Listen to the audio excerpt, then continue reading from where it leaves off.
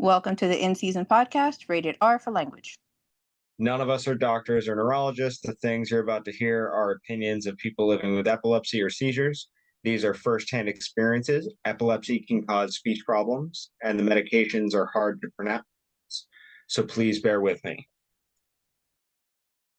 Epilepsy can cause bad memory, so some stories will be repeated. I'm Pookie. Get ready. Is my epilepsy and medication the reasons why I've gotten incredibly stupid? I can barely form a full, coherent sentence. I make mistakes constantly while typing. My brain and motor functions are seemingly always misaligned. I feel like I cannot learn anything new anymore. I simply cannot process and store new information for long-term use. Is it my epilepsy and medication? Is it a combination of the mentioned things combined with my long-term untreated depression? I'm just tired of being perceived as a moron by people that don't know what I suffer from. Well, I'm tired of feeling like a moron myself. I used to be relatively intelligent. People would sometimes tell me how intelligent I seemed based on how I spoke. That simply doesn't happen anymore, and I am always the dumbest person in any given room. I can see how it would make you feel stupid because it'll like slur our speech. It slurs my speech sometimes, and sometimes it makes my words all jumble around and stuff. But yeah, I think it's a combination of the medication and epilepsy. Yeah. Well, they can remember how they were before the meds. So if they're taking meds for a couple different conditions, this kind of sounds like a one step at a time case, where if you suspect it's the meds, try to switch that first. If this is one where I would tell them to start by writing things down. Back when you remember yourself being intelligent, what's changed since then? And that could be lifestyle changes or medication or both, and just kind of go down the list, see if you can try switching it up and what makes a difference. Yes. Melissa? I was just gonna say that one of the most helpful things for me has been coming to these Zoom meetings, because I had the same exact feeling. I was embarrassed. I was ashamed of myself because I would forget words that I have used commonly before. And I would forget my train of thought, and I would forget memories that happened in the past, and coming here and seeing other people that also have a similar thing going on makes me feel less embarrassed and ashamed about it, because there's other people. It's not just you.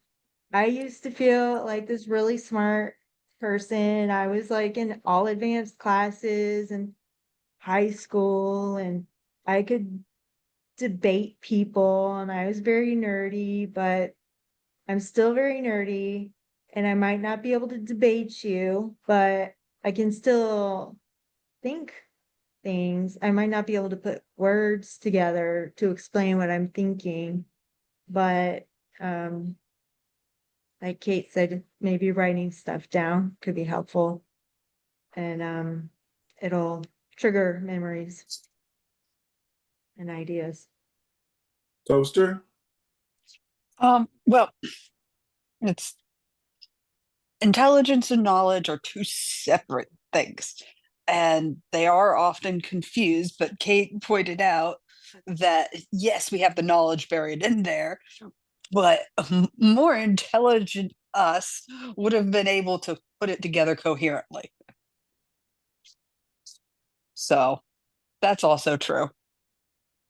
I'm not very good at putting things together coherently unless it's writing on paper. Well, or typing, technically. Well, I even talk to myself. I talk to Okay. myself sometimes. Yeah, we all do. Sometimes I have to talk to myself to remember things. I got to say it out loud. Yeah. That was I'll the say- best part today of walking around with the service dog in the mall because I had to keep track of what stores we were supposed to go to and then where we were going to meet at. And telling this to the dog. But yeah, that's what I was saying. Good girl, he'll keep up, keep up. We got this store, then Bed Bath, then yeah. I'm So sorry, this sounds like a brainstorm scene. exactly. That's exactly what was going on. And then picture being left at the food court with like the toddler and the handful of quarters, and I'm handing him quarters. He's feeding the machine, and about $3 later, I realized none of these machines are working. Yeah, so he was in the rocket pushing the buttons. It's lighting up, but it wasn't moving. It wasn't doing what it was supposed to do. That And rocket ain't flying. oh no, oh no. I'm sitting there and hearing another mother pass telling her daughter, "Oh no, baby, those don't work. You know that." So I stopped shuffling through all these dimes and pennies, and I'm looking around. Oh shit! Did I seriously just do that? Sure enough, sure enough, and that's where the dog got a hold of something she wasn't supposed to, hoping it was just a French fry, but I don't know. Yeah, we all talk out loud, so it's definitely a way to keep things straight. Yep. I was going to say everything was like it's a mixture of the medications because I just had to show my mom today that the new medicines I'm on, how they really affect the cognitive and the motor skills of everything. But it's also in terms of if you had a lot of grand mals or tonic-clonics, you're depriving, well, you're not depriving, the epilepsy is depriving your brain oxygen. So every time that happens, you're getting a little bit brain damage too. So it's a mixture of both. Do you think like concussions would add to that? Because I've had concussions from having Yes. seizure. Okay. CTE is a big thing. And from what I was told, CTE can't be diagnosed until you're dead. But that's what happens with a lot of football players. That's what they think's going on with my dad. Yeah. You It's get horrible, horrible migraines. It's a brain degeneration basically, and what these medicines can do to us, basically CTE does on its own. That explains why me and my dad are so much alike. Yeah. We just thought it was the ADHD. Thank you. Yeah. I learned something new. That's all of it. Yeah. If I can show you an example, just look up the football player Antonio Brown and you'll see how his, like, throughout his career, how he has changed from like his aggressions and his moods and everything. And you can definitely tell that he has like CTE, and I remember the hit that might have did it too. So let me guess. Sports? Yeah, he's a football player. Yeah. No, I Football meant players you. are probably Wait, do you have CTE? Who, me? Yeah, I forgot. No, I don't. I would Oh, I okay. would like to donate my brain Yeah, me for too. CTE studies though. My body's going to Duke University. Paperwork's already signed. Yeah, Yeah, I'm That's donating my I would how like. how did you sign up for that? That's really, I've always wanted to be studied and, contribute to science as much as I can. And You have to go on to well, I don't know if it's just for patients because I did it through my chart. uh, I But you just basically Googled have to give up your right in advance to your body, okay. um, and So you say, can't be an organ donor, right? yeah, well, you can be an organ donor. Oh, okay. I'm still able to be an organ donor, but after they're done with my organs, the rest of me is going to Duke. Okay. Cool. Yeah, I'm gonna sign up Basically. Yeah, I just guess for. My you're not organs are useless. you don't donate your brain, right? Well, I'm gonna donate my brain and they pay for everything. I forget where it is, but I know if you Google it, donate brain, it pops up and you're supposed to, like Toaster said, sign your document so that way when you do die and tell people, you're supposed to tell people and sign the documents Oh, I had ahead to of, get mine notarized. yeah, yeah. A lot of And the hospitals have them on staff too. they pay Yeah, for it. That's I signed up the day of my surgery. Well, the night before my surgery, when we were going through everything else. I was also like, okay, because they always say there's always a 1% chance that you won't wake up. Sorry, this is now coming back to me. And they had me sign a piece of paper. They had to have someone else, not my mom, but someone else. They had another person's family member come in to sign as a witness. I had to have two witnesses, me, and the basically the stampy person. I forgot, notary. notary. Yes, Yeah. Yeah, stampy person. Yeah. Well, the hey, That's stamping again, another person. I like that character. one better. No, that's what that, Sai is going to be. She knows legalese. She's There going you, to be our stampy person. there you go. yes. Legal signing legal documents with a paw. Perfect. But yeah, I hit concrete so many times where I don't even know. Like I hit so many hard surfaces that are beyond like concrete and metal surfaces and stuff like that where I could have had concussions and they never checked for it. And it's just, you know what? I'm going to donate my brain for CTE studies. So out of these other conditions that you guys have been diagnosed with, does any of it cause gray matter or white matter, something that can be picked up on an MRI? Not that they haven't checked yet. Oh, okay. That's one of the these, whatever you call it, smart people articles. I forget what it's called. Those Studies. Wiley ones. Yeah, some of these academic studies are just verifying how to read an MRI better. They're still making like leaps and bounds of calculating what part of the brain to remove in a resection, because apparently, like you said, these other conditions that mimic the effects of epilepsy on the brain as it appears on an MRI could be why they don't take out the right part of the brain or not enough, or sometimes even Gosh, more than they need to during a resection. and MRIs are getting so much better. It's crazy. The level of detail, the strength of the magnets that they're able to make these days.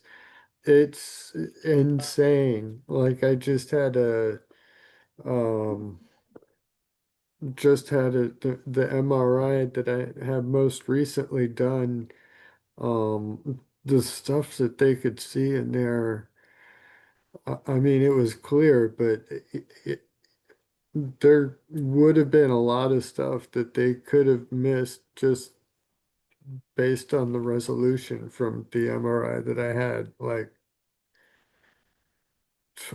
50, 20 years ago, 20, A lot of stuff they 20, could have 20 prevented years. or stuff. 20 years ago. Hold on. No, nothing that.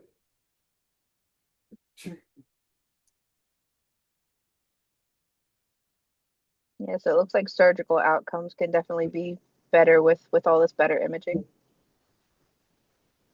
22 years ago. Everything's all still like fuzzy and stuff. Like the resolution, the pictures they showed me, they wouldn't print it out. I was really disappointed.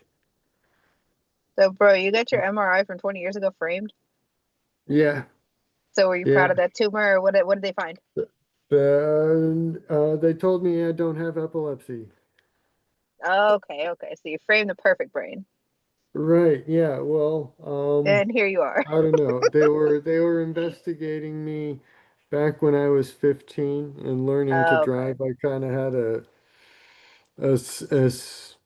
scenario situation. My mom was the adult supervisor, and she said that I was continuing on, like I was gonna hit the back of a pickup truck that was making a turn. But so I didn't see it or something. That's what I said. I'm not sure. The details that far back are kind of fuzzy. But yeah, we went and we had the MRI. I had the sleep deprived EEG. Like Pinky promise that I stayed up late all night beforehand. They didn't take me in or anything. It was just a quick 30-minute EEG in the office. And I didn't have a seizure in that 30 minutes there. So they told me, you're fine, you don't have epilepsy. But part of that was the neuropsych evaluation, like a full breakdown. So that process is what led to my Asperger's syndrome diagnosis. Um, so that was good. Um, and now, what was it, 20 years later, it turns out that I really do also have epilepsy. So, yeah. Well, you didn't even Um, have your whole frontal lobe when those last pictures were taken. So that would be fun to compare too. right. Yeah. I mean, yeah, I was 15. That seems like an So I all too still common had theme a decade when of development there to go. yeah, Um, when people and go in like their high school years, they don't get diagnosed or definitely get misdiagnosed quicker than that, more often than not, because catching a seizure on an EEG, a live EEG, is like talk about one in a million unless you know your triggers already. yeah, And that's just hard to do. yeah, I don't have any identified triggers Or if they're except constantly stress. going off like absences.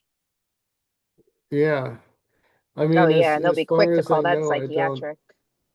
yeah, I don't have any absences as far as I know. I don't think that I had an absence then. I don't know.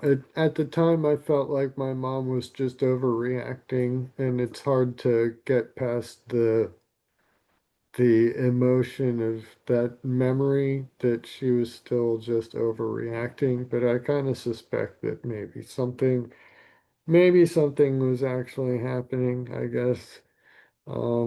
So I don't know. We'll see. Well, thank God you Uh, didn't get behind the wheel again. I'm assuming you didn't.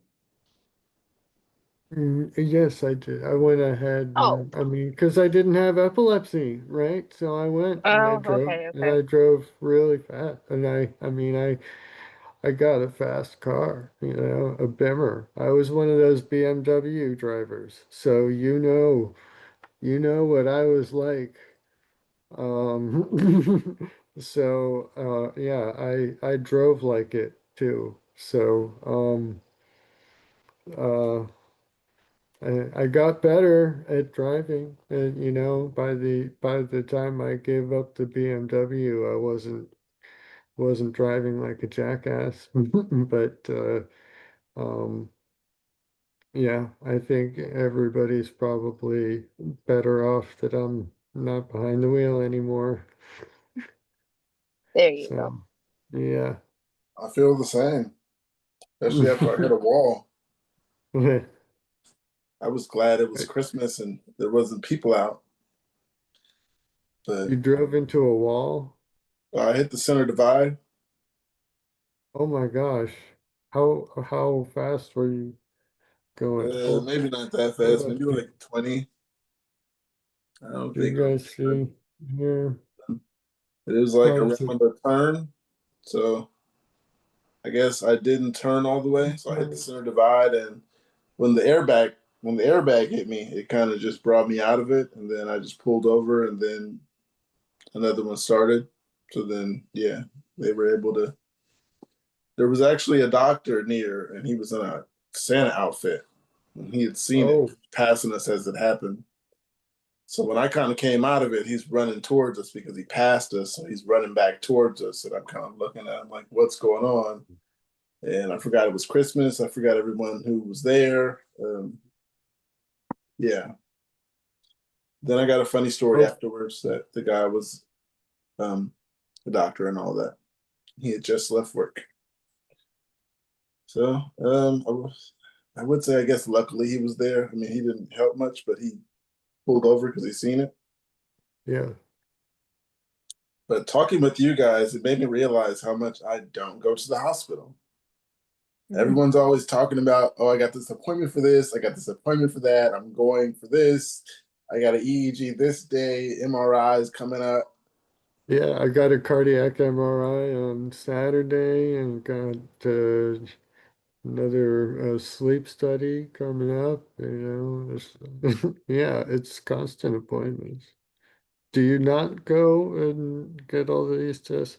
I guess you're not so new in all of the diagnosis, are you? You've Nope, it's been about known, 20 years. yeah. Yeah. So you're not as interesting to them anymore. They've already poked you and found out what makes you go off. So They actually haven't, but no. Exactly. Once it's been 20 years and they can see how many referrals or how many tests, and for some reason they don't tend to do the same things, even though seizures get worse, like decade to decade, epilepsy changes for sure, especially when you have like those drug resistant and whatever that other label is. That means they like intractable, I think they call it, where like you never actually narrow down the real Refractory? cause. I was saying Refractory? intractable epilepsy is in Okay. the one where they can't tell if it's genetic or if it was from in brain injury, or like they never found the reason. So Yeah. now that Oh, I've been, had those as the top of the list, even when I see new neurologists, they tend to just say, okay, so what do you want to do? It's been a long time since the doctors actually had input on what they think would make a difference in treatment, especially since the RNS. At Now my every last appointment is all about just messing with these settings. Yeah, go ahead. at my last appointment, because like I think I've said, I don't know if y'all remember, but I'm going through perimenopause, so my seizures are getting much worse. And I went to my neurologist last time and I had told him what we're doing. After coming to this Zoom, I was like inspired to be like on top of it, go there and be ready to tell him my ideas of what to do. And so now he's doing a sleep deprived EEG at the end of the month, which makes me nervous because sleep is one of my biggest triggers. So I'm really nervous about that. But we're talking about doing like potentially like progesterone hormones because estrogen actually is a cause of seizures, but progesterone helps calm your mind. So that's what we're doing. And I've had it for 20 years, so we're trying to figure out new stuff. So how well do your doctors work together? Because I'm sure you have like an OB and a neuro and a little bit of a Uh, team now.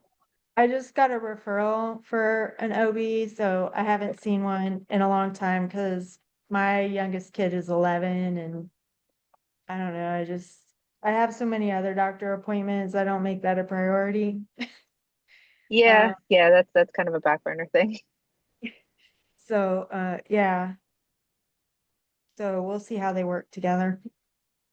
That just sounds like such a delicate balance when it comes to hormones, especially if your neurologist changes the dose on the medication. I wonder if they would suggest that you actually tell the OB, Mm. especially if they have you on those kinds of things, because I they, just, they all work together, that's for sure. I mean, I just can't imagine them being that, uh, knowledgeable Careless. Oh, about, okay. epilepsy, the OB doctor. I have a feeling they're just gonna be experimenting on me. I That's just, the vibe that I try to avoid. But yeah. if they narrow down something like a diagnosis and there are known treatments, Well, still feel like you're going to have to keep that like self advocate thing in yeah, mind. Don't put that on a definitely. sticky note. Because I know it's my hormones because they've gotten a lot worse these last 2 years. And even before that, mine would be right around my period time. So I know for sure that that's a trigger for me. Another step in the right direction.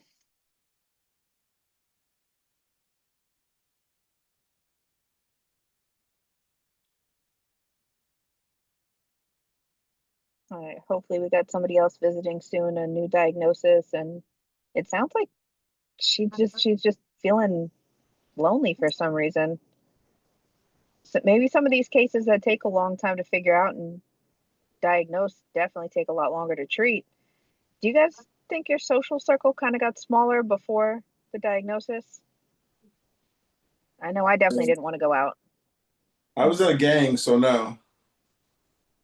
All right, ride or Um, die. no, my social circle pretty much stayed the same. If anything, it grew. I mean, Oh, now it's there's no circle. The circle is as small as a hula hoop, um, and it's empty hula hoop. Hey, So we're part of your circle now. hey, yeah, I can just put my phone in the hula hoop. So yeah, we're all there. But yeah, I don't think now. I wouldn't say people don't want to be around. It's kind of everyone kind of grew up and kind of moved away. And it used to be people would come see me more, like, how you doing? But I guess people started having kids and families, so I kind of understood it a little bit. But some of them, I see that they just kind of distance themselves and they still get in contact and how are you? Where are you at? Stuff like that. I'm still here. Want you to come see them type stuff. But I guess they forgot I have epilepsy and just eventually distanced themselves for too long, and I forgot that they were even a friend. There was like someone who sent me a message and he was like, I remember your mom used to have your hair looking nice. And I had to go through a bunch of people who we had mutual friends with. And I asked my mom, did you know him? She's like, no. So yeah, I found someone who told me who he was, but his face still doesn't look familiar. And he was talking about how my mom used to do my hair and stuff. So I'm lost. Yeah. So I also told another friend that it's my memory. I don't remember his face at all. And it's been 20 years since high school and teens. So yeah, there's that. Anyone else? Social circle got interrupted. Uh, I I would I say mean, no, not really. I had good friends after I got diagnosed. I made friends during teenage years, but then when the epilepsy got really bad, you know, around you know 19, 20, 20, those years, the but life changes and everyone goes their separate ways, so they all kind of disappeared. So I've been pretty much alone since then. Besides you guys, of course. yeah, I kind of gave up on I don't know, reconciling or just like reconnecting with anybody that I knew before. I just call it the move. And when we bumped into somebody who apparently I was best friends with in, I think my mother said middle school. And I'm really, really glad I was there with little one after he first learned how to walk, because I had the best excuse for just like staying out of that conversation because I did not know this person. And she started ranting about, remember when we did this and went here, and I felt so stupid and clueless. I would literally just rather talk to my son who doesn't even like speak yet. I felt more comfortable literally talking baby than I did with this person who knew me, but I didn't know her.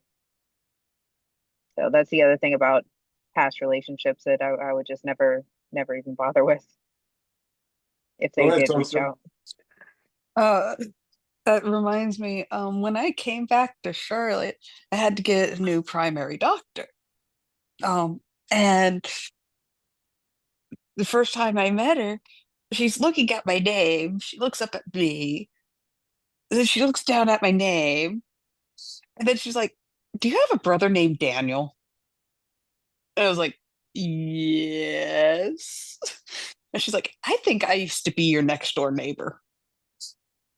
And she was. My mom remembered her. Of course, my mom remembers everyone. She has the memory of an elephant. She has all the memory that I don't have. Daniel, you're my brother. You're older than me. Sing it, Angel. I can't remember the rest. I just remember those lyrics though. It's all right. Go Elton John. It's I've told my mom that she's my external memory storage, like plug in USB, hey, what was happening? It's the last doctor's appointment when they what blood test did they order, and does it have to be fasting? She'll know exactly how far ahead of the appointment to go and get it done. I'm like, this is wizardry. I don't get it. Yes, thank God for moms. Yeah, thank moms, because my mom is my superhero. She's Mm. the only one that doesn't panic and send me to the hospital every time I have a seizure. Um, and I've seen videos where she coddled me, and it was touching. She coddled me during a seizure instead of just turning me on my side. So don't you ever say you don't have a mama bear. Man, the thing about you said about chats with kids, yeah, those chats are pretty interesting. Like, yeah, I don't mind talking to my son because I think he's very intelligent, and I'm losing intelligence and he's gaining it. So I'm throwing him up on like explaining stuff to him, like my childhood, and I was like, okay, you got your dad. I'm here. I didn't have a dad until my early 20s, late teens. Um, and he was like, how'd that happen? So I had to explain to him that my father was in prison my childhood. And he was like, for how long? And I'm like, oh, we got to go deep into this. And then he was talking about, what did he say? Oh, what for? And then I told him a few reasons. And then he was like, how long does this take? Did he kill anybody?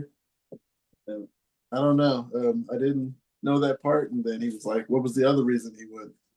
And I was like, he was a pimp. So we had that conversation. Like, what is a pimp? Oh gosh. Yeah. So, Hey, you'd rather him find out from you. That's why I praise any open communication with my daughter, because that's the thing. I would much rather be the one to explain any and all of those touchy subjects to her than having her find out the wrong way or from some like gamer message board, or like they put some weird shit on there yeah. that can definitely be grown-ups. Look at Nico. Aw. How do you describe to like young children what epilepsy is? Like I have um a niece and a nephew, and I mean, fortunately my sister is a nurse and knows all about it. She took care of all of that, but it had me thinking when they were born, um, at what age would I have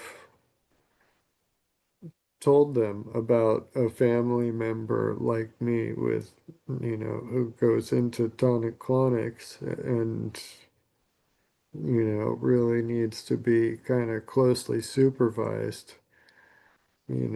Uncle Mark almost needs to be babysat more than they do. Like, I don't think I'll ever get to have a like uncle sleepover babysitting event that I kind of had imagined when they were born. So, for parents, people that, like those of you who've been responsible for that information, like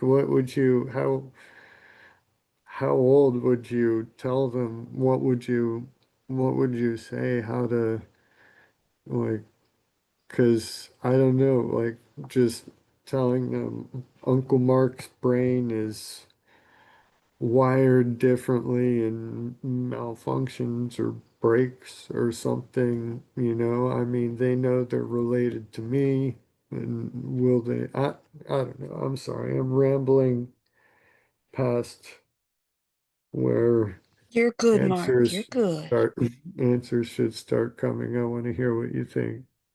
It's well, today is this is basically what I have said to my kids, my stepchildren, and my blood children, that Emma's brain gets sparky, and when it gets sparky, it just starts sending all the wrong signals all the time to everywhere, and that makes my body tense up and shake, and that's why I sometimes just fall over. And when that happens, you just need to, if you can, just roll me on my side and call out for daddy or grandma or Saba. Um, and that they'll come and they'll take care of me. And it's gotten to the point where it's at the Renaissance Festival. I had a seizure at the Renaissance Festival. She stood up, arms out. Don't worry. She's just having a seizure. She has epilepsy. It's okay. He got a certificate from the Queen of the Renaissance Festival of knighthood to let him play any of the games for free. Yes, it was. I know. He's my dragon knight and That's my Jeff. really cool. I That's have really I have cool. a collection of Jeffs. For the parents, have you guys had to have that talk yet? Because the talk from me, I have epilepsy, so it wasn't like a big thing. I can protect you from this, so I'll explain this to you. But then it was kind of easy. My kids are kind of goofy, so, and my daughter, I was telling her mother that her best friend is gay. So I just imagine it playing out as they're hanging out, and then her friend accidentally kisses her or something, and then now, you get it. I seen it in a movie, and I just imagine it happened like that. So that's my oldest. The other ones are like really goofy, and they're not interested in being around people. They're kind of just video games and YouTube and stuff like that. Luckily, they can watch my videos and subscribe. A few extra subscribers. Anyone else with children? Don't have kids. Don't want any. Oh, go ahead. Well, I was just gonna say for my kids, they've been seeing me have a seizure since before they really knew what it was. So I didn't have to explain it so much. I just told them, yeah, my brain's a little bit works differently, and it's not like everybody else's, and that kind of thing. And I focus on giving them like first aid, like what to do in an emergency, like um if dad's not home, you can just call dad. And if you're really scared, you can always call 911. Like, even though I don't need to go to the hospital, it's because my kids are there and they're younger. If they're scared and they're scared, I mean, it's 911's right there. So my son's called 911 many, many times for me. So, and he's also comforted my daughter. My daughter would cry when I would have a seizure, and he would comfort her and call 911. And he's really good. I'm lucky to have him.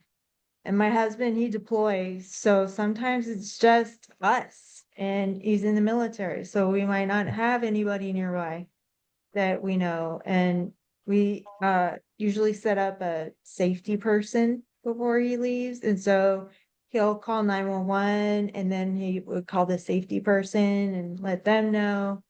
So that's what we do. Yeah, the talk about epilepsy with my son, he's recently turned 10. So the talk me and him had, he just told me that, oh, well, my mom said if you have a seizure, or my grandma said if you had a seizure, just turn me on my side. Um, and I believe her, his mom's dad had seizures, but I'm not sure if it was epilepsy or not. But yeah, so there was that. And then I told him, if you can, just, I guess just make sure I don't hit my head. That would be the biggest thing. Um, and then he was talking about, they said you'll swallow your tongue, but I've heard that that's physically impossible. Heard that from a few other people.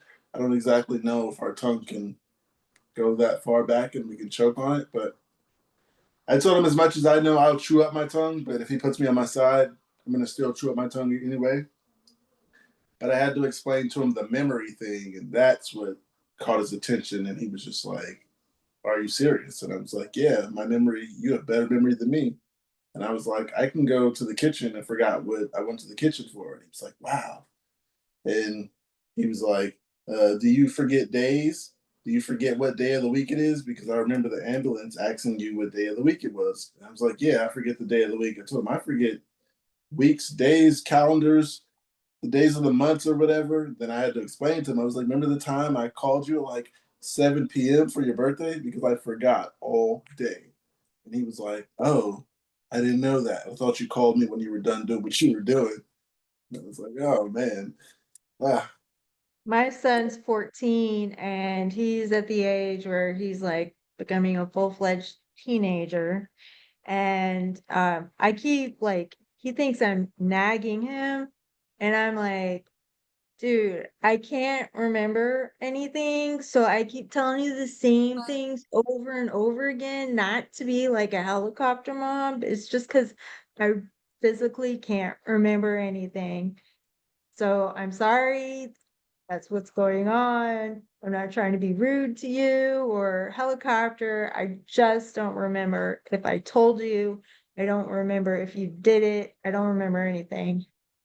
And so that's kind of our struggle right now, is my memory and how it affects him. yeah, my other kids, they're the ones that are comfortable with it now. They're for disease 13. They're 13 and up. So my three oldest, 13, 14, and 15, they all pretty much know what it's like. And my oldest son, he kind of grew up around me when my seizures were at their worst. So at this point, he recently started making fun of them, and I had to explain to them that I can accept that from you, but you cannot do that in public because he like tried to do the eyes rolling back in the head thing, and I'm like, why are you doing that? And he was like, that's what you do when you have a seizure. And I was like, that's not funny. And told him, don't do that in public. Someone's gonna hurt you or something bad is gonna happen. And yeah, I don't laugh. You're gonna get a wallet in your mouth. Put a wallet in my Yeah. mouth. Yeah, somebody will stuff a wallet in your mouth. Someone ever did that to you? No one did that to me so far. No, I don't know. It seems to be a trope on the subreddit. Someone shoves a wallet in your mouth when they see you convulsing out in public. Something to keep you from dental damage. I don't know. You just gotta bite down hard enough and not give it back. My mom said I had a girlfriend who put her hand in my mouth because I Or had your gold teeth wallet at full one of time, cash.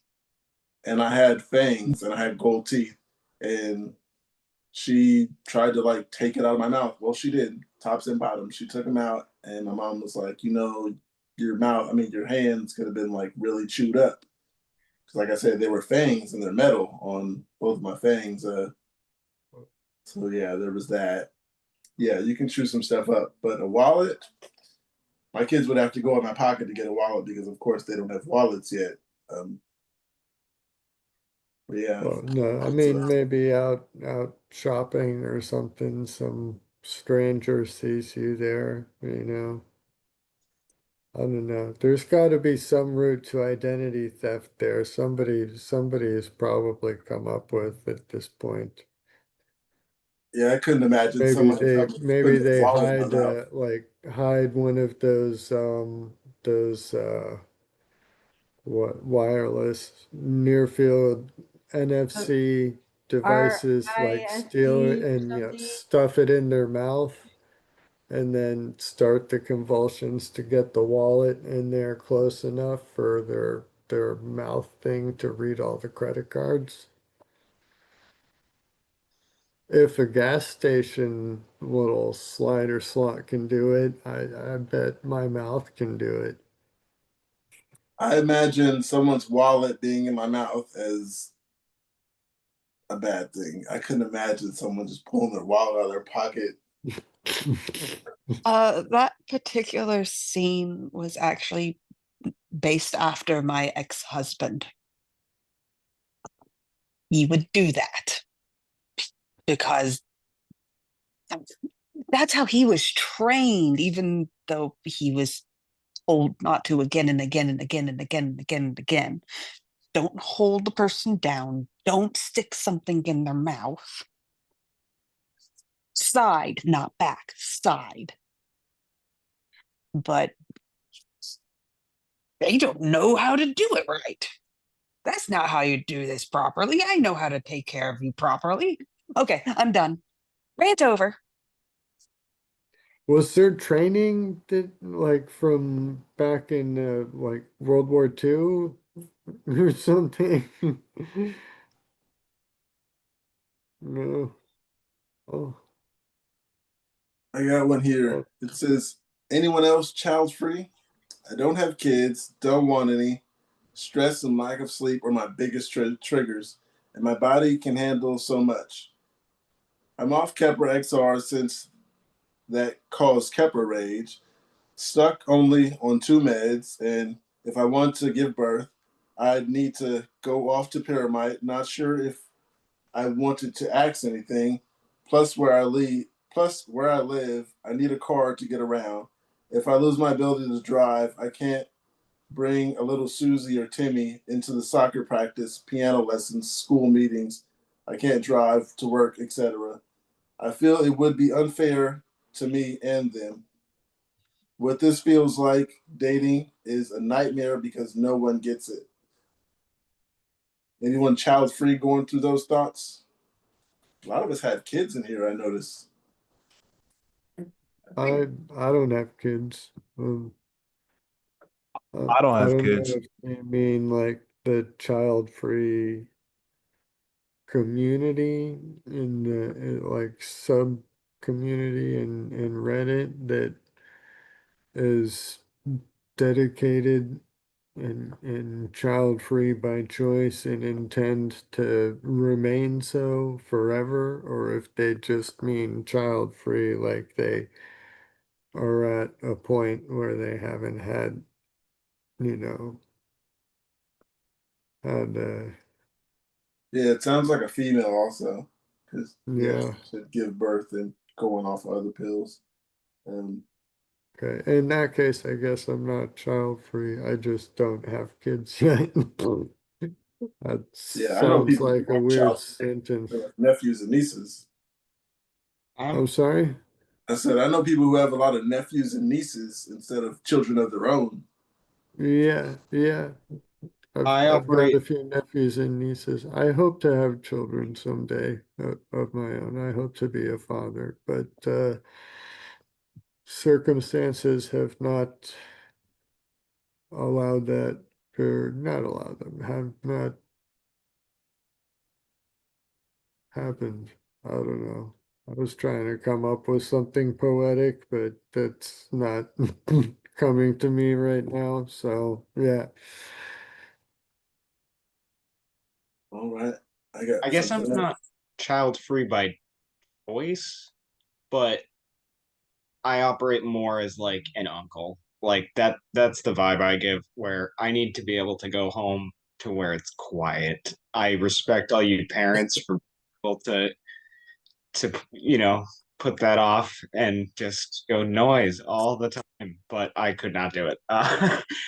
So yeah, if it happened, I would love that kid so much, and it would happen, but not looking for it to happen, I guess.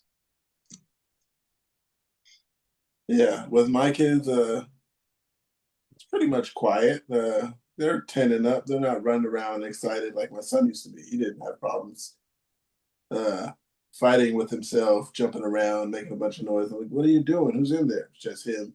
Um, he doesn't do that anymore. So I don't have a lot of noise these days. It's more turn the TV down. I don't want to hear YouTube, stuff like that. Um, yeah, just for some reason he feels like it needs to be loud enough for the neighbors or whatever the case. Um, but yeah, like now I told them, I'm doing this. They know what I'm doing, and I told them this is what's for breakfast, lunch, and dinner. Let me know when you want it. I'll come heat up, whatever the case, or reheat, or you can put this in the microwave if you can. So he pretty much got that understanding. So when my son comes in the room, he's like holding a can of what's it called? Ravioli, and he's like holding it in the air, and I'm like, okay, bring it. If you guys didn't see me, I'm like opening a can of ravioli for him so he can put it in the microwave. Um, yeah, there's that. That's being a parent. Just gotta let him understand sometimes you're being too loud, or I'm doing this and I'm doing that, and I need a little peace. I don't suggest running away. But something new here. It says, my husband is on the brink of leaving me. Anyone else went through this? So today I was absolutely exhausted after spending several nights attending to my baby, who still wakes up several times, and taking care of my oldest, who has been down for a couple of days with spiking temperature. This is on top of a deadline to submit unfinished paper for my online courses. I confess that I was not far from a breaking point. My husband came back from work, and I immediately went for a nap, even after I told him that I needed help. I felt like I was going to faint, and I could feel pins and needles starting in one hand. Shortly after, I was down on the floor with a seizure. I was down on the floor with a seizure with my children nearby. When I came back, my husband was screaming at me like never before. We have 3 kids, and I heard him say that he doesn't want a fourth one to take care of. How had this become his life? How I'm not me anymore. All in all, he let his anger out, which is certainly better than keeping it bottled up inside. The children were crying for the first time since this shit show started. I wonder if he was staying in this marriage out of obligation, I wondered how close he was to reaching his breaking point. Of course, I understand this is not what he nor I signed up for, but now I'm scared. I cannot even imagine having my children taken away from me. Does this even happen? I really think that my husband is waiting for my new dosage to kick in before telling me that we're at the end of us. I'd be grateful for any advice that may help me navigate through this. Um, Ladies,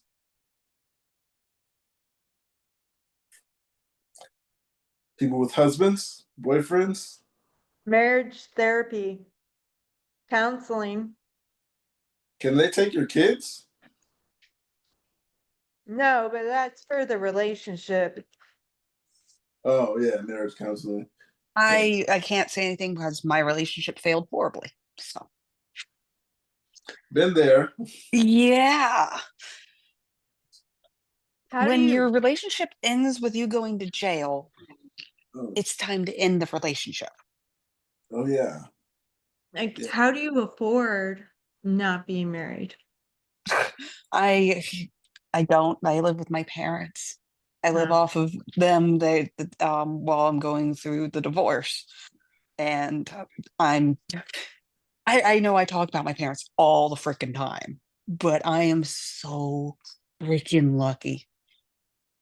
My mom was a teacher, or actually a child psychologist, and my dad worked at a university. So education was a big part of my life, and I can't get any control of my stepkids, but I can have control of somewhat of what Jeffrey sees. And Jeffrey lives with me now. And I'm rambling on. Sorry. All right. What was the question? It was just basically helping you navigate through this time of husband wanting to leave and Oh, take kids. it really depends on what partner you have in your life. Some people are really, really understanding, and others just aren't. And I don't know what else to say than that. Yeah, I don't think I've had anyone leave me for my epilepsy. At least no one has verbalized it. Right. But the stress of taking care of you.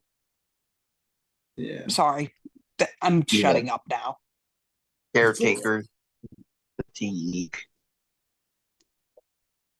Would you say, Angel? I was saying caretaker's fatigue. Sometimes They I get worry about stressed that. out. Yeah. Sometimes I think about that myself. Like, is he stressed out or resentful, of taking care of me sometimes? I've noticed the difference now that my caretakers are my parents again. With my parents, if I say I'm feeling sparky, my mom says sit down, lay down. At times, my dad will say go take a nap or go write, just do something calming. And it's yes, there is a little bit of friction, like, oh my God, I have to take you to Taekwondo, or I have to, or the, you drink so much milk, stuff like that, just little things, but it can get to you. But you can also tell the difference of, I don't really care. This is a problem I can fix versus everything is your fault because you are this way and you are epileptic and I have to fix this somehow. There is a real difference between just caretakers just burning out for a moment. Because a real caretaker will come back. I've had Yep. my dad say, I gotta go to my room. I've had my mom say, I'm going to paint. And it works out. But again, that's me and I got lucky. Okay. Sounds like you have great parents. that brings a little bit more perspective to the picture. I think maybe sometimes my husband gets burned out then, not really, you know, telling me I'm dumb or stuff like that. I mean, he does get upset if I miss my medicine, but I mean, if you're helping somebody with epilepsy and they forget their medicine, that would be annoying. I mean, if I was the caretaker. Yeah. Most definitely. But my mom has also found a way to help me with that. She has a giant sign that goes on the fridge that says, "Take morning meds." And I can't miss it because I'll go in there for my for a Powerade. And I'm like, oh, yes, I need to do that. My mom's motto is this a problem we can fix? That's a good motto. Yeah. Yeah, that's a good motto. I She says I it all the like it. time to my Jeffrey. Sorry, I miss him, and I actually have to get off because I need to get dinner, and then I get a call with him tonight. He's visiting his dad. Nice. So So we'll see you later. yes, you will. Yeah. Hugs to everyone, and a snickerdoodle to Jeff. Right. All right. What was I gonna say? Oh, something kind of connected to that. I had something. To like people getting burnt out. It says, how do you deal with people not taking your restrictions seriously? For instance, not driving. I got diagnosed with epilepsy recently after having my first seizure last year. And until we are sure what the cause is and can make sure my seizures are totally controlled with the meds, my neuros have obviously banned me from driving. My family is starting to think that I'm abandoning them because they all live over an hour away and I'm not able to drive to come visit them anymore. And they refuse to come visit me since I live in the city with a roommate. They all think my reasons for not driving are weak. You'll be able to tell if you're about to have a seizure and just pull over, right? You've only had 2 or 3 seizures in the last year anyway. Why can't you bathe? That's stupid. I'd be bathing anyway. You can't let epilepsy control your life. Oh. Yeah, it says they all think my reasons for not driving. Oh no, it says, yeah, totally let me just casually risk my life. My doctors totally don't think or don't know what they're talking about, and neither do I. I'm just making my life exponentially harder for no reason. How dare I let my life altering disorder change my life? Um, yeah, has anyone not taken your, what's it called? Restriction seriously? Yeah, been there. Been like, I can't do this right now. And it's like, yeah, you can. You're a man. You're the only one who can lift this. Even possible. It's like, hey, I need you to do this. Um, anyone else? Well, something not precisely like related to that, not a restriction on me personally, but a little I don't know, I guess personal family anecdote or something, but my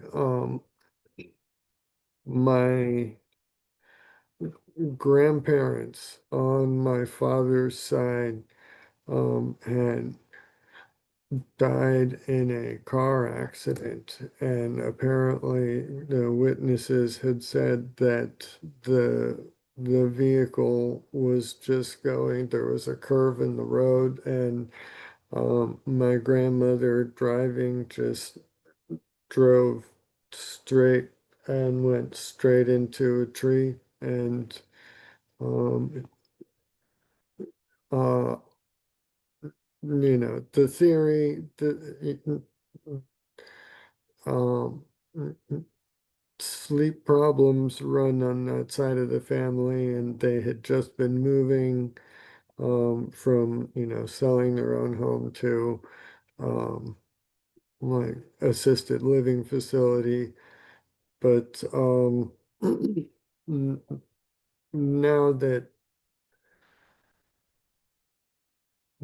that same sort of outcome, that same sort of scenario, to an external observer, she could have been having a seizure just as easily as she could have been falling asleep. And,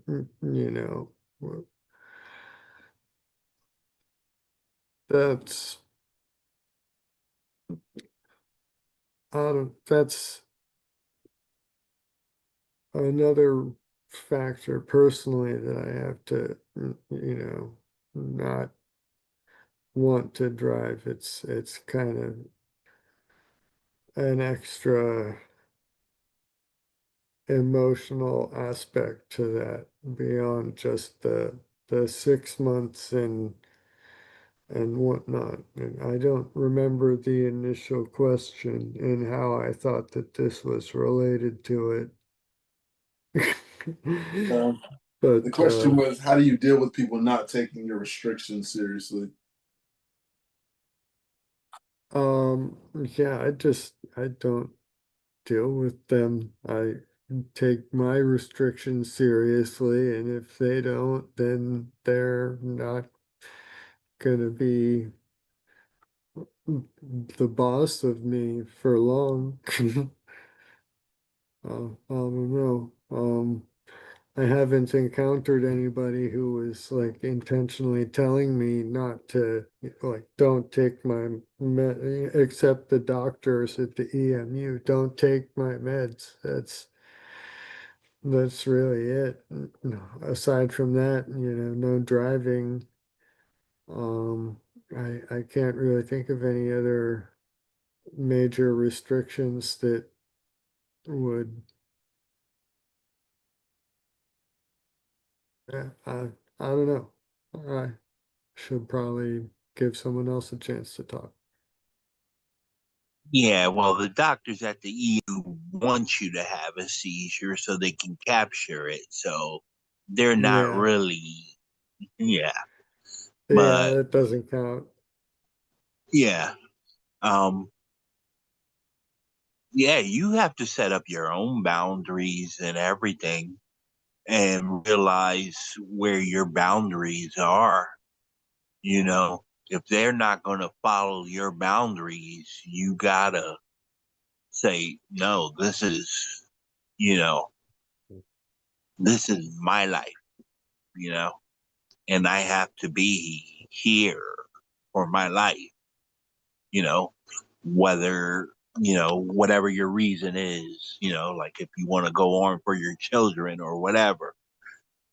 Um, that's basically it. You got to set your boundaries up and they have to respect it.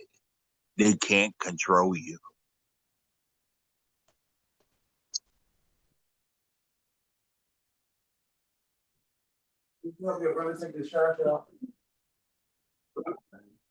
Hold on.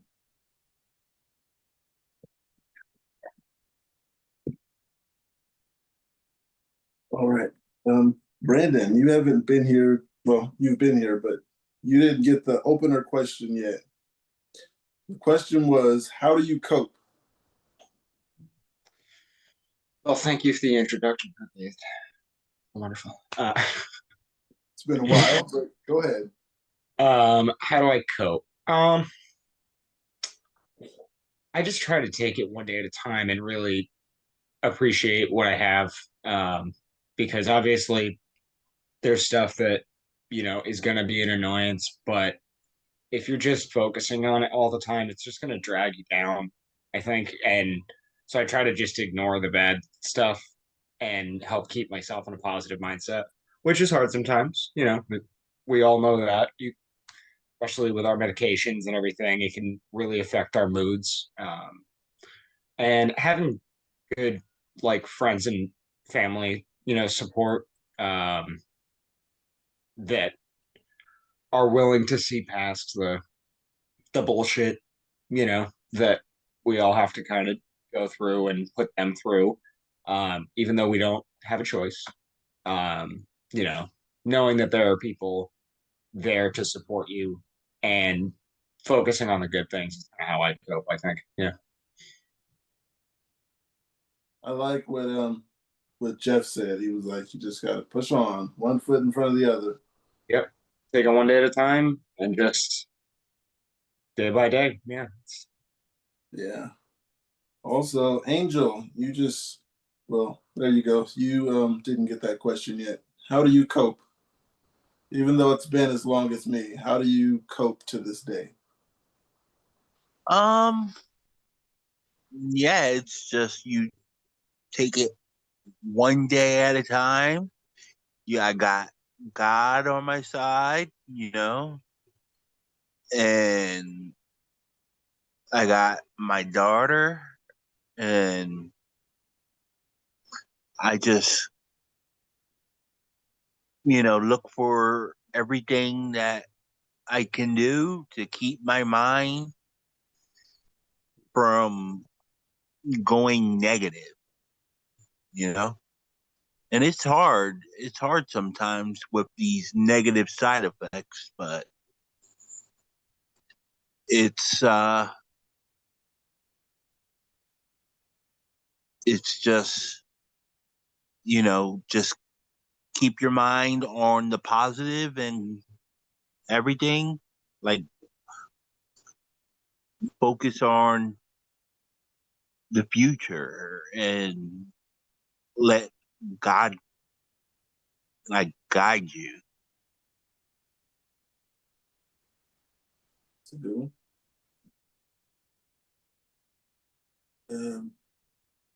I got something here that says, need advice. My wife had a seizure yesterday. I've been with my wife for almost 5 years now, and she's been seizure free the entire time. Her last seizure was 6 years ago before we met. Early in our relationship, she let me know she had experienced seizures 2 or 3 times in her life. Though she never officially diagnosed, they all seem to be stress induced. So I've always done my best to help her manage her stress levels. Recently, I came home early from work after experiencing multiple anxiety attacks and complaining of a bad headache. Since anxiety is something we both struggle with, I didn't think too much of it at the time. I just encouraged her to rest, but she couldn't sleep that entire night, and I suggested she take off the next day of work. I'm so grateful she made it home safely and that she wasn't alone when it happened. For anyone who's never witnessed a seizure before, it's hard to describe how intense and scary it is. I was told I did all the right things, but I didn't feel smooth or easy in the moment. She fell off the bed and got wedged face down between the bed and our dog's cage. I tried to pull her out, but I'm small and it was a struggle. I finally got her loose, but then she collapsed on top of me, and I was pinned underneath her for a few minutes before I managed to free myself. During all of this, I already dialed 911. It took them nearly 10 minutes to arrive, which felt like an eternity. I don't usually sleep much, and I live with anxiety and PTSD. So this whole experience has made everything heavier. I just needed to vent. This was my first time experiencing anything like this. It was traumatic, but I'm incredibly thankful that she's okay. Did I do everything that I could to keep her safe? I think so. Advice. I have to give all the props to this person. Like, it's terrifying, yes, to have it next to you, but like to have the person that you love seizing on top of you and you still manage to like call 911 and do everything right, like this person needs a round of applause. 100%. Right. And it also sucks that uh as someone who also has like anxiety as well as everything else, although I think the anxiety just is a culmination of just all life. Um, Sometimes with my partner, it's tough to sort of talk to her about like my anxiety struggles because then it stresses her out, and she actually takes medication for her anxiety. You know, it's like for her it's a real thing. And so I hold off on talking about stuff sometimes because I don't want to freak her out, you know. Yeah, I know what you mean.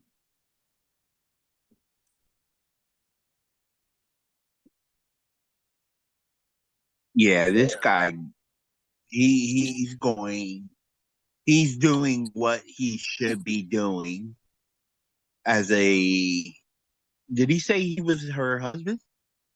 Yes, 5 years. He, he's doing exactly what he should be doing to support her in every single way, and um, you know, keep on top of, like, you're doing what you need to do. You know, it's, you're not going to be able to handle every single little thing, but there's still going to be stresses that get by. There's still going to be unknown things that get by. If she's working, who knows what's going to stress her out at work. It's, you know, there's little things, and you know, like, there's just a amount of things. You're not going to get to everything, so don't try to burn yourself out, but you're doing exactly what you need to do, and you're trying to handle every little thing. um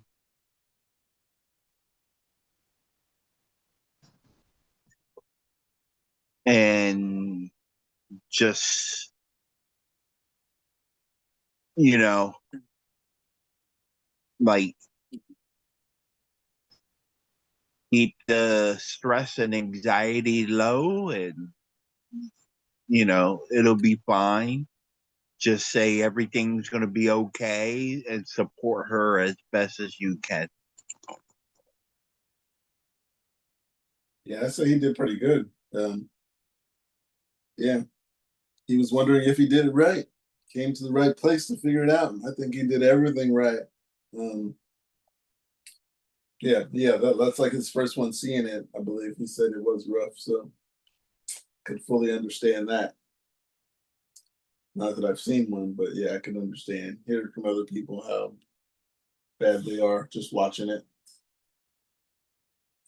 Um, got one here. It says, "I can't do it, guys. I don't know how much more of this I can take. I am losing myself and I can't handle it. I've had 10 seizures last week. When I dropped, I landed on my face and I'm covered in bruises and scrapes and I destroyed my tongue. I feel like I'm at the end of my rope and I feel like I'm going crazy and I just can't take it anymore. I don't know how many more times I can go through this.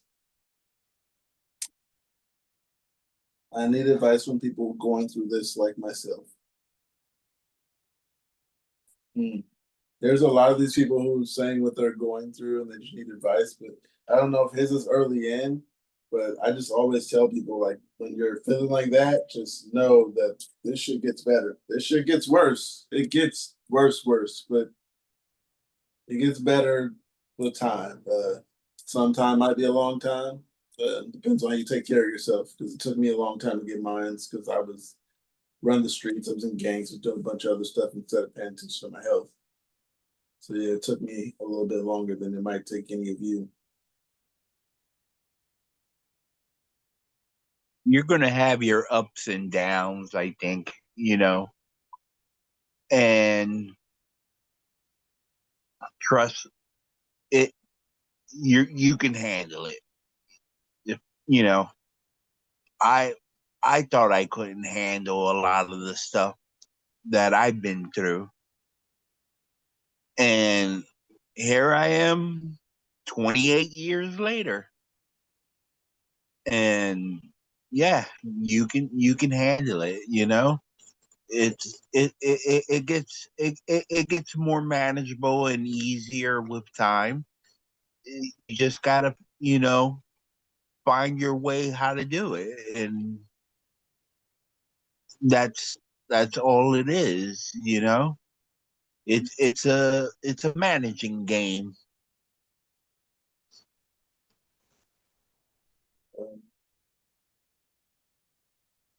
I words of that I can tell you right now because the place that you're at that I remember that it's such a fragile state that you're at right now. You really do feel like you're going crazy. I mean, it really does. You're such a it's and I I can say all the words that it will become more manageable, like Angel said, and it will. Seizures do change over time. Your body chemistry changes and your metabolism changes, but I don't know what to say to you to make you feel better. It's just right now your mind is just going through such a rage, and it's I just all I can say is we've all been there, and we understand because it's so tumultuous and it's awful, and we understand. Okay. We need There you Tom go. the Pioneer for this one. Yeah, his got way better. His just ended. I hope But so. Yeah. this one says, I need some advice. I had to stop taking my medication. It made me feel so foggy. I felt so sick. I just never felt good when I was taking them. My epilepsy isn't terrible. I stopped taking the medication a year ago or two ago, and I've only had, I think, 2 seizures. The thing is, I just turned 18. I'm still living with my mom, and she doesn't know I stopped taking my meds. I know it's maybe not the smartest idea to stop taking my medication, but I can't stand how I feel on them.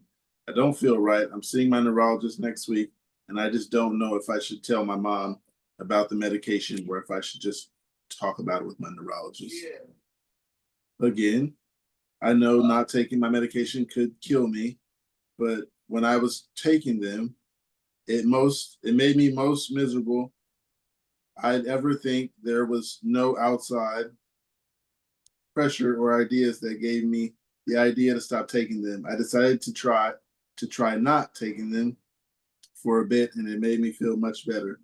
I don't want to get too into it, but suicide attempts genuinely became a regular thing for me. That wasn't just the medication, it was just making a bad situation worse. But since stopping, I've only attempted once, which is massive dip compared to previously. Ugh.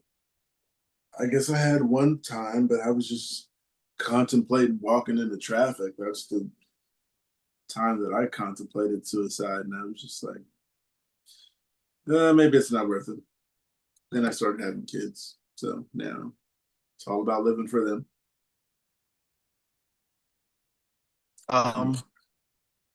Yeah, stopping your medication is not good. You've been running on, I should say, luck, basically. But as far as, and I understand these medications are horrible. We don't like the taste, but they do what they got to do, you know.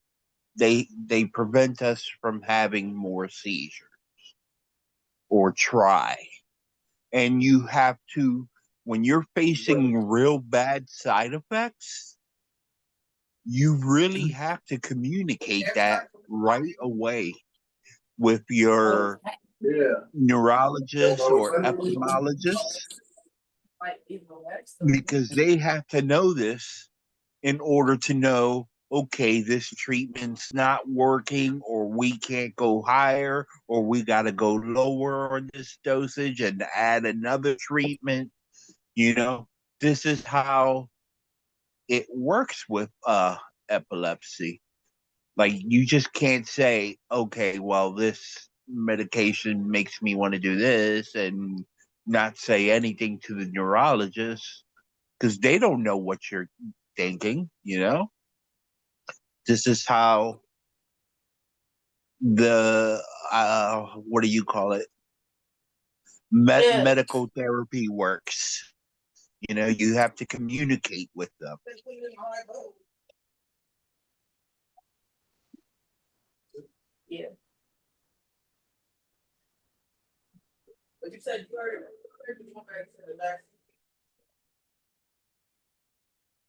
So anybody want to say anything while Pookie is off? So we're not listening to him. Okay, Hi, sorry. Annie. Kids. Oh, there we kids. go. No, we didn't. We didn't hear Sunshine. Yeah. Yeah, he wants to go swimming, but he needs that swim cap. Couldn't let him just go swimming because washing hair like this is so much of a hassle. And yeah, I don't want to be washing hair tonight, especially that's not mine. Anyhow, got some other one. It says epilepsy diagnosis at 39 years old. I've had a migraine with aura since I was a young child, but as I've gotten older, I no longer got the painful headaches, just the visual auras. I recently started with a new PCP, and I mentioned getting the migraine auras happening multiple times a week, and I've also been collapsing from time to time, not for long. I've also been collapsing from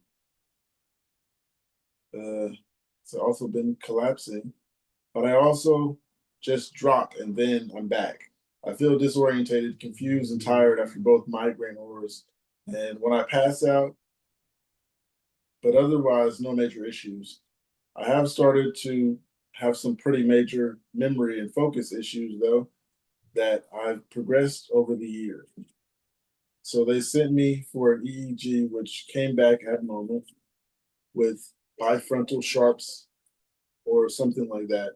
They had me consult with a neurologist, and she thinks I have focal epilepsy with drop attacks, and started me on Depakote, working up to 1,000 milligrams a day. Honestly, I feel like a zombie on this stuff, though, and maybe a little more anxious.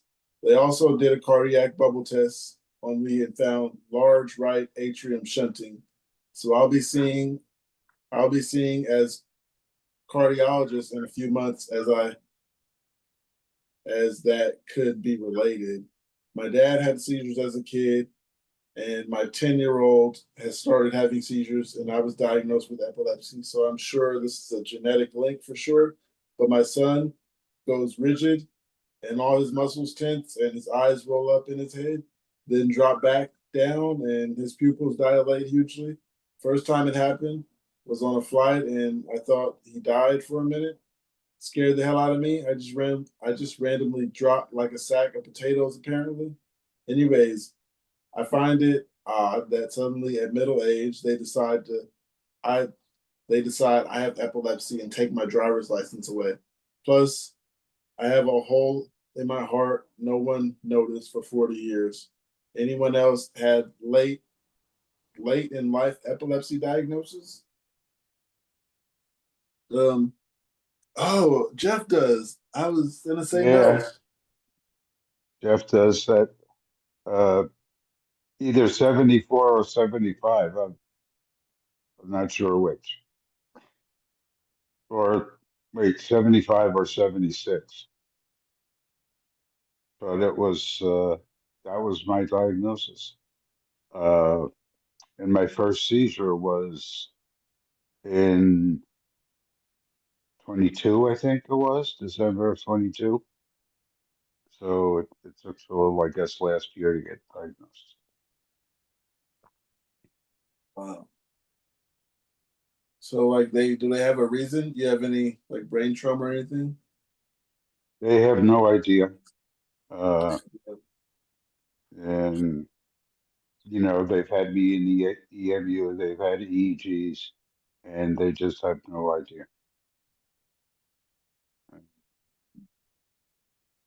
What are you going to do? That's just the way it is. Right, that sucks. It does suck. But, I don't know. Does it suck more for me because I'm fading away anyway? Or does it suck more for somebody that's younger that has to live out their life like that?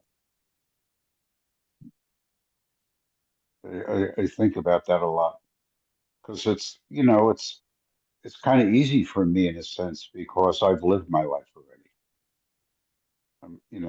I'm at the point where I'm just, you know, relaxing, enjoying life, and that's great. But for you guys, you have to go through your whole life with this, and that's tough. Yeah, you lived all your fun days epilepsy free. Yeah, and I had a lot of them. Yeah. Missing out on all the fun. I got something else here. It says, oh wow. It says earache advice. A little backstory. I had an MRI 2 years back. And ever since that MRI, my ear, the one that's hurting right now, has never been the same. It's always hurt and gets affected by cold water or if water goes in by mistake. So and I did go to the doctor for that, but they just gave anesthetic ear drops to numb the pain. The cause wasn't found presently.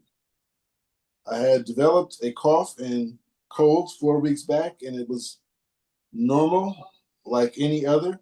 I just had around 100-degree fever for 2 to 3 days, then sore throat, runny nose, and I was really weak and tired as much as if my muscle mass was zero.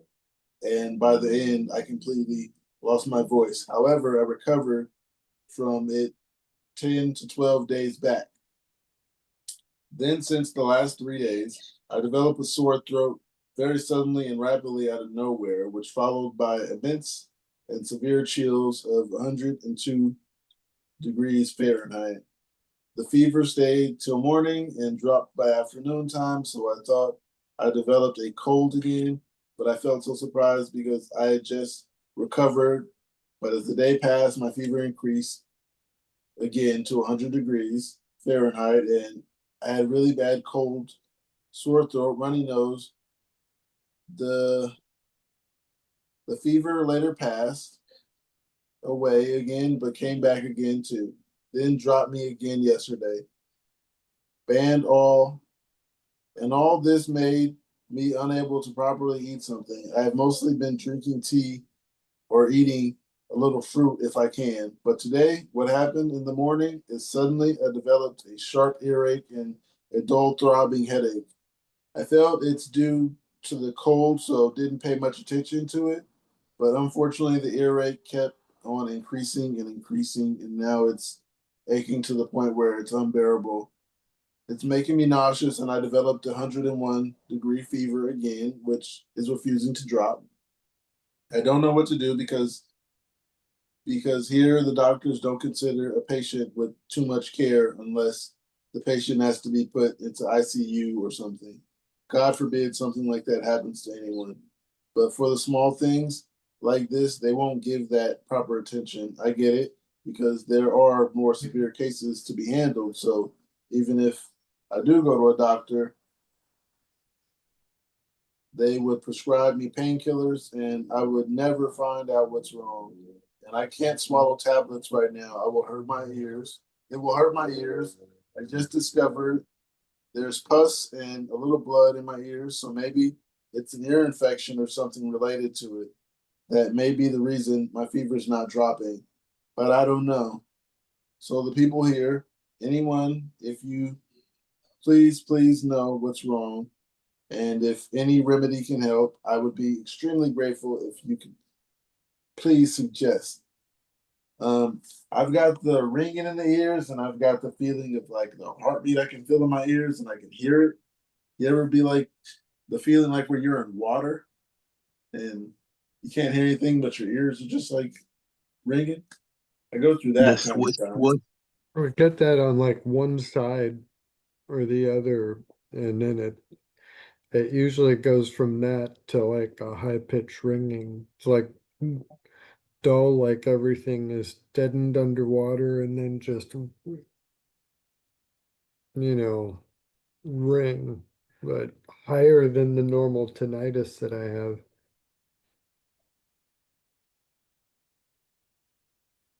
Angel, were you gonna say something? Oh no, I was just saying the swish swish, but I do get like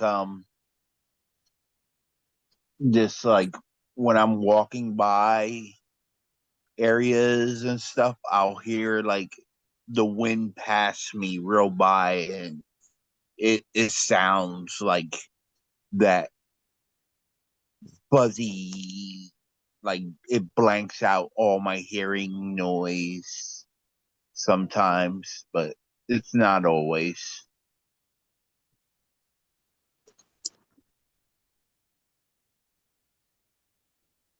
I got something that says advice for nocturnal seizures. Prime Sleep Recorder app. Hi everyone. I've noticed so many posts about seizures while asleep lately, and I comment the same thing every time. So I just want to post my advice in general. I recommend everyone who has to experience maybe nocturnal seizures to start recording yourself during night. My seizures started at night and found out because they woke up. They woke up my mom, but I didn't remember anything besides bite marks and bruises. Then throughout the day and more often, but it was really hard to explain for my mom to record. I know a really good app that I've been using for years, Prime Sleep Recorder. You have fragments. This is a guy, he's promoting something. It took me that long to notice. One says, how can I be supporting? I just wanted to start by saying I don't have epilepsy. My boyfriend does.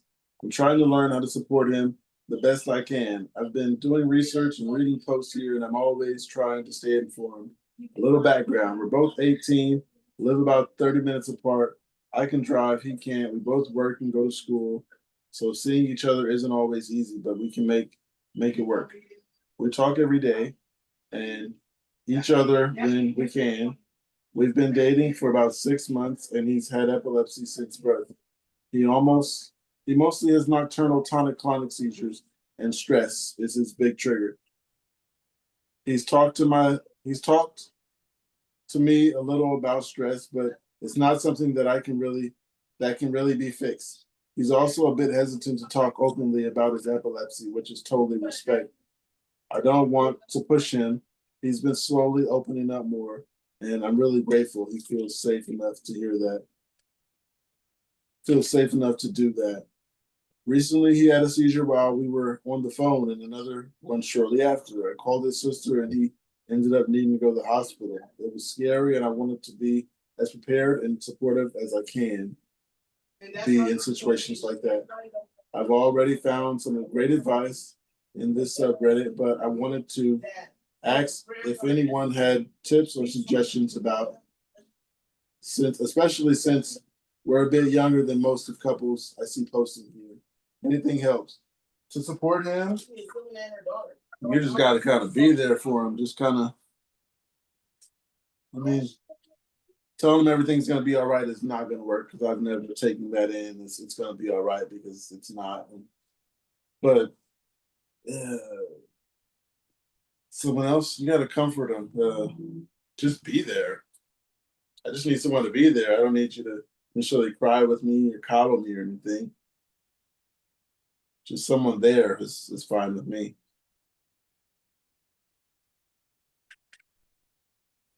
Yeah, as my around and sister was, available, but not like actively going and well, yeah. So that's the extent. Sorry. Go ahead, Angel. Oh, anybody? as uh, as my seizure sister say, get um yeah, you don't do much. You just, you know, you're doing what you can. You're there for him. It's just trying to keep the stress, and if stress is one of his triggers, you definitely just want to keep that off of him at home. Um, and like it's you can't always keep it off of him because if he's working, he's gonna have work stress. Um, but you just try to let him relax, do some relaxed things at home, keep his mind relaxed, and just support him as best as you can.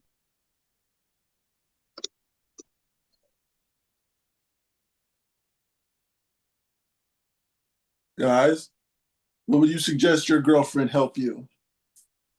I think the angel said it best. Just be there. But Yeah. the thing that I feel is that, I mean, she's 18. They're so young, and they'll figure it out. They have to figure it out as they go by because we're all different that way. We each of us need something different, but just be there for them. Yeah, that was a good way to put it, Angel.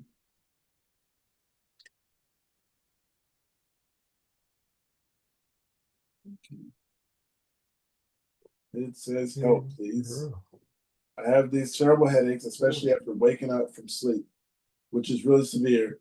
That feels like a squeezing band all over my head, especially near the ears and the back of my head, spreading to the jaws, and my face feels hot and it's contracting near the jaws and near my neck. I usually get such a headache with seizures, but I haven't had one, and I have a complex partial ones. Is there any remedy I can try apart from the usual ones that could be of any help? Um, Anne was in the comments. Let's read that. It says, "Are you not sure it's an aura? Do you have rescue meds for your complex partials? Get a glass of water and relax. I have a tendency to get over anxious when something doesn't feel familiar. Just the anxiety can feel like that. You guys have any advice? Come on, even if you don't have advice, just tell the guy something. Keep your head up, something. Come on." I don't know. I don't know what an aura would look like for me, but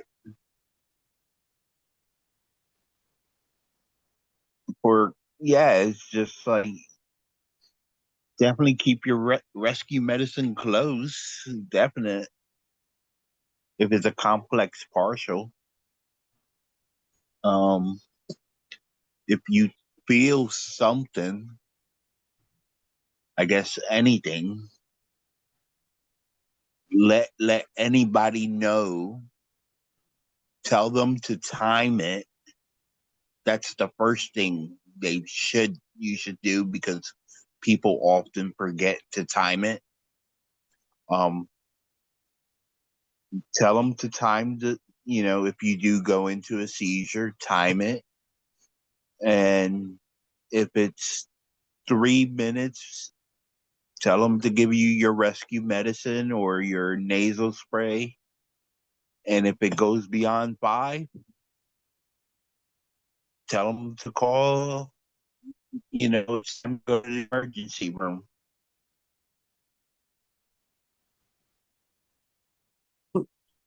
always be also like I love everything that Angel said because it's correct like in every way. Um, have any of you guys also kind of gotten into the habit, and I'm sure this would help this person as well? Every time, like any room you walk into, you kind of do like an unconscious scan for a soft surface just in case. I think every time I walk in my room, I look at my bed instead of my chair.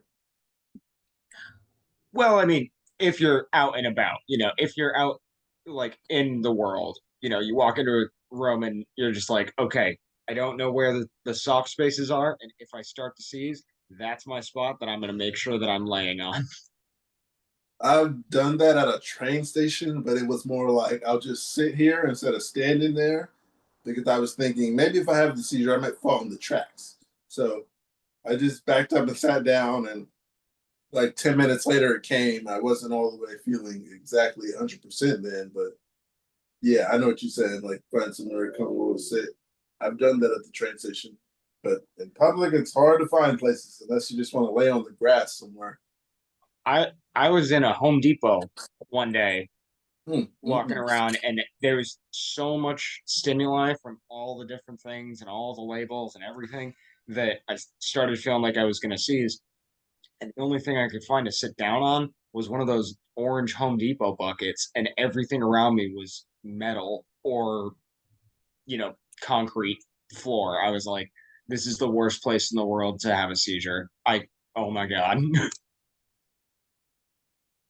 Yeah, I would have laid down in there. Wow. No. I don't know. I don't think they have anything You should have soft. went to the lawn furniture section or whatever. They sell like those packs of bubbles, the bubble wrap. Excuse me, I need to borrow your bubble wrap for a minute. Can you it's for a medical reason, I promise. So, got something else here. That's something that everyone could answer, hopefully. It says, "Am I wrong for thinking I shouldn't get treated like this? I had a tonic-clonic seizure and was hospitalized early in 2025. I actually called transportation to arrange for getting myself to the ER ahead of time for my physical health, knowing I was going to have a serious health effects from prepping for another medical procedure, one being severe dehydration. On the way to the ER, I had a severe tonic-clonic seizure. I didn't even realize I made it to the hospital until I partially restored consciousness hours later and was in a hospital bed. Now, apparently, my father decided to call my brother and sisters-in-law to have them come visit me while I was inpatient. I wouldn't have wanted this, but my family makes some irrational decisions regarding my health anyway. My father being an alcoholic doesn't help that. After I got authorized to leave the hospital, I was still not fully aware in postural state. I guess according to my brother, I said some rude things to my SIL. No idea what I said and have no memory of what I Father-in-law. could have said. They didn't even tell me what I told them. In any case, I called my brother recently and I didn't even realize I said anything during the episode until he said so. He requested I apologize to my SIL. I have, is that like son-in-law? That's an SIL. I apologize to my son-in-law. I felt I no think need, sister. or sister-in-law, yeah.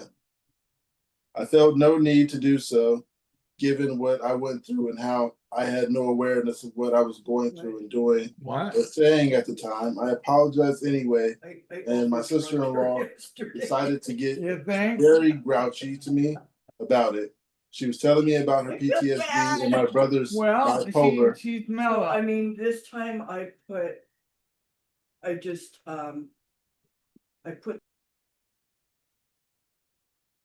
All right.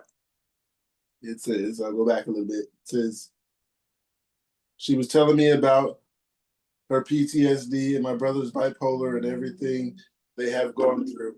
I hung up the phone after she was getting into feeling like belittling me and deciding I needed to read her tone and be empathetic to her.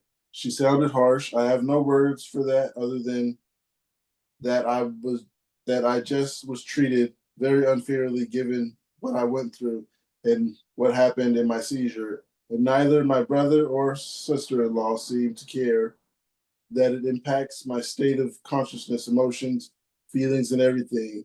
I'm not talking to them now, and I don't have any real desire to. Am I at fault for feeling like I shouldn't be compelled to apologize for something I said and have no memory of saying while recovering from a loss of consciousness episode?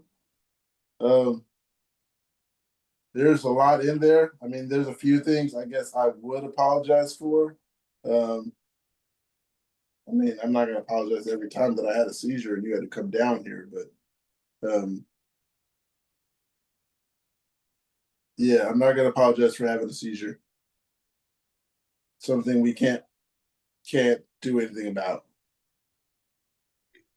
Yes, like you can apologize for like the things that were said in some cases, but as long as, and I hate to be like, as long as it's followed by a but, you do understand that it was not in my control, correct? I'm sorry it happened, but I'm not sorry for my condition. It's just what happened. You have to, be mature enough to recognize that as the person who the mean things were said to, because otherwise you're just holding on to like something that like a stranger could have said it and you're still holding on to it. It's like the person who was seizing didn't even know what they were doing. Yeah, I apologize for one, and that was the one walking into that guy's house and just kind of laying on his couch and just all willy-nilly. I put the pieces together in my head what had happened because someone had told me. Um, then I wouldn't apologize because I remembered, oh, that's why I went in his house. Yeah. I never seen that guy before. Yeah, I would apologize to strangers who don't know my condition and stuff, and I can't help it because, you know, they don't know my condition and I might not see them again. This is normally not who I am, you know? But for this being your in laws, I think you need to have a sit down chat and tell them, look, this when go into a seizure, I don't know what's going to happen. I don't know anything. I'm, you can say, I'm sorry for anything that happens while I'm in a seizure. That's about it. Yeah. Yeah. So another question that was part of that is, am I wrong for thinking I shouldn't get treated like this? That's a hard one. Are you wrong for thinking that? Well, no, because I mean, I think all the time I shouldn't get treated like this. A lot of times I'm right, but it's not like her situation. You guys get treated any way that you guys think maybe I shouldn't be treated like this?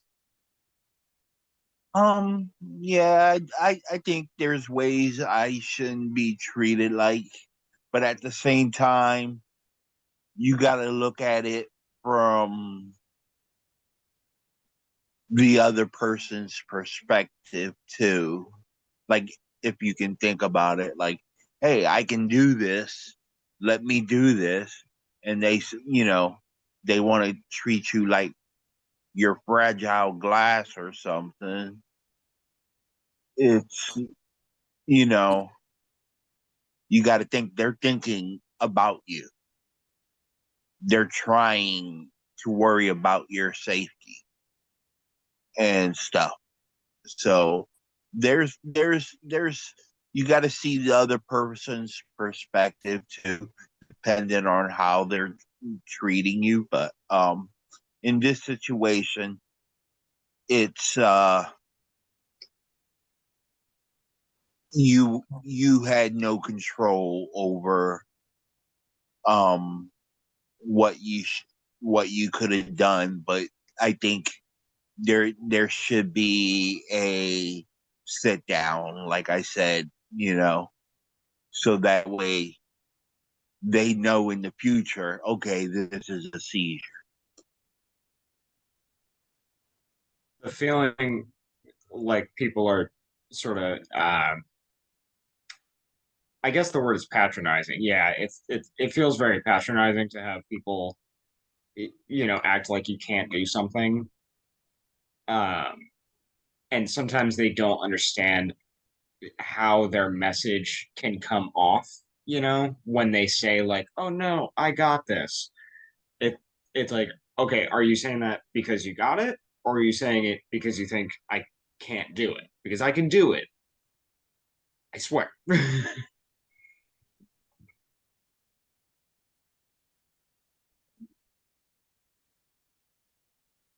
This is kind of one I think I want Kevin's opinion on.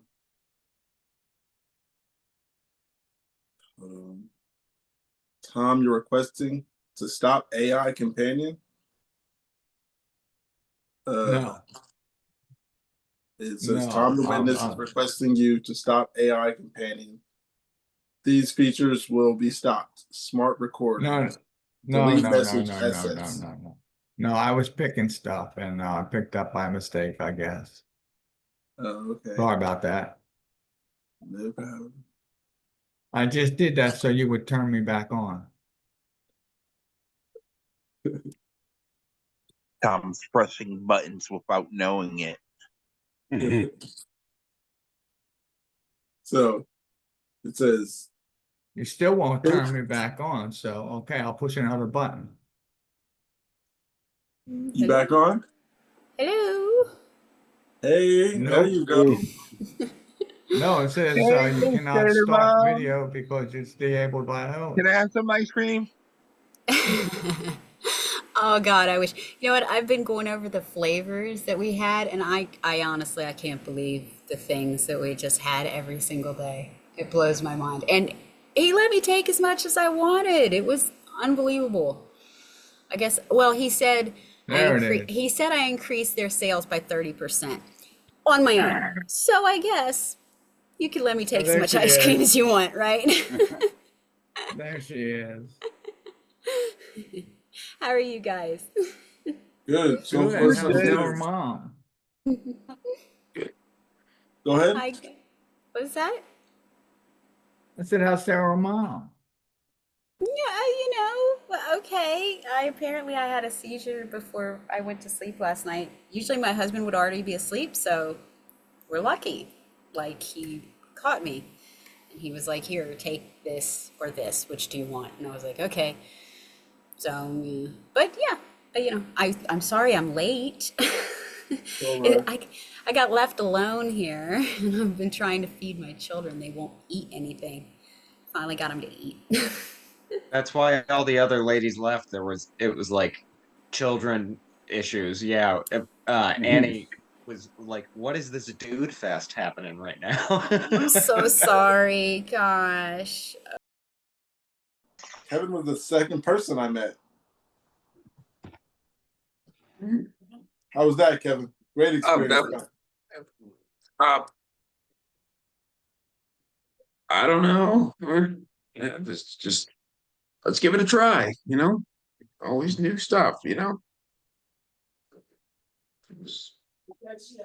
Kevin popped in. He was instantly talking. Going on or what? Yeah, it was you, me, Kevin. Where's he been? Mo and Rick. Oh, Rick was there. That's right. Yeah, I was thinking of Mo. Yeah. Rick came last. You came after Kevin, but there was one guy there for like 2 minutes. His name was Jamie. Remember that? Oh yeah, he like hopped in and it just seemed like he didn't know where he was or his internet was bad or something, and he just gone. Like, okay. Yeah, he was talking about his Kepler rage and stuff like that. And yeah, he was there in and out. Okay. Yeah.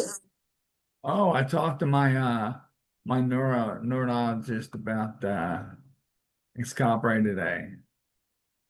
I'm still on Capra. Yeah, we'll put that to an end. Please take your medication as prescribed or whatever works for you. We're not doctors.